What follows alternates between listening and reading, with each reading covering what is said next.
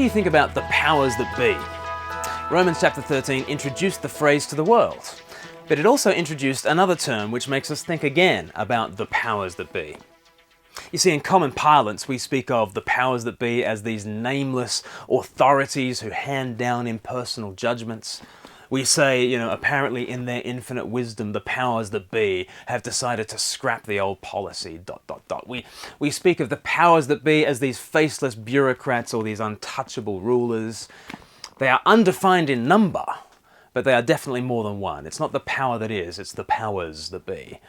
And we feel like they are answerable to no one. They are the powers. And they seem immovably to be so. They are the powers that be, and you can't get around them.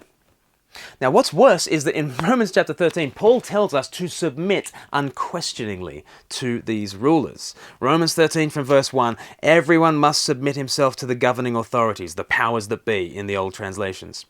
For there is no authority except that which God has established.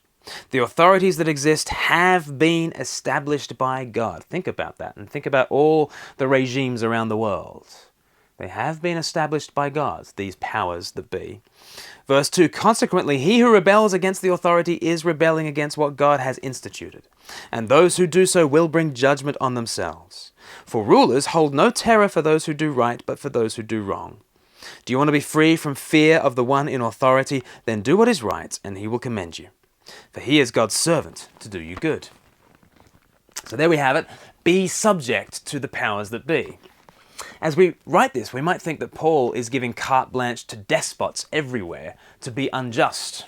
He is confirming them in their injustice and giving them the divine right of kings. Is that what he's doing? Well, let's consider the other term which Romans chapter 13 has introduced to the world. You see, there is a standard of ruling that is to be held over these rulers. In the very next verses, Paul talks about these powers as servants. In the older language, they are ministers. And that's the other phrase that has passed into common parlance, ministers.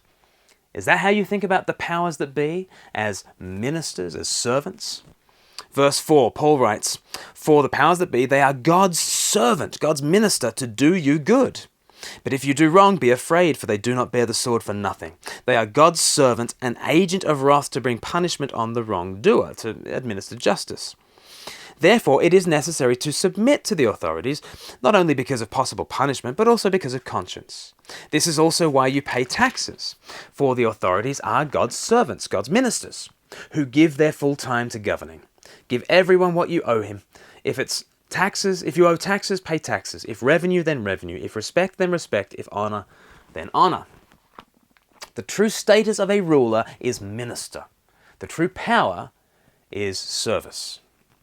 In the West, we are used to considering our politicians as ministers, and our chief ruler is called the Prime Minister. But such thinking should not be taken for granted. It is a deeply Christian conviction. There's nothing obvious about considering a ruler to be a servant, and in non-Christian cultures, the people have suffered for it. And so Romans 13 actually provides a profound challenge to the powers that be. They are not ultimate powers at all. They are servants in the truest sense, and servants with a strictly limited scope, a scope we can hold them accountable to. They are there to execute justice, to bring temporal judgments on wrongdoers. There is an honor to be given them, but it's an honor that is in proportion to what is due. You see, there's a standard for rulers, a standard we can hold them accountable to. Thus, the citizen reading Romans 13 is challenged to look beyond temporal rulers to God and to his sovereign will. I might not have voted for the power who is over me, but that power has been placed there by God. I am therefore to render what is due to rulers, and not because I agree with them. In all likelihood, the ruler on the throne, even as Paul was writing this, was Nero. And yet, even with such a despot, even as Paul writes to the Roman Christians, he bids them to live peaceably and to subject themselves to these authorities. So there's a challenge for the citizen, but there's also a huge challenge for the ruler. They are not to lord it over people. They are to be servants. because all rulers must take their cue from the King of Kings. And as I finish, let's marvel that the power that is the Lord Jesus Christ uses his power in the way of service.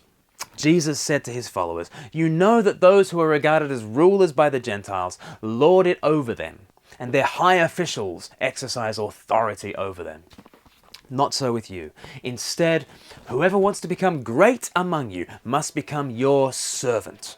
And whoever wants to be first must be the slave of all." Why, Jesus? Well, because of who he is. Jesus continues, "For even the Son of Man did not come to be served, but to serve, and to give his life as a ransom for many." When we look at the rulers around in this world, how remarkable to know the blessed Son of Man, the great power that be, who became the slave of all.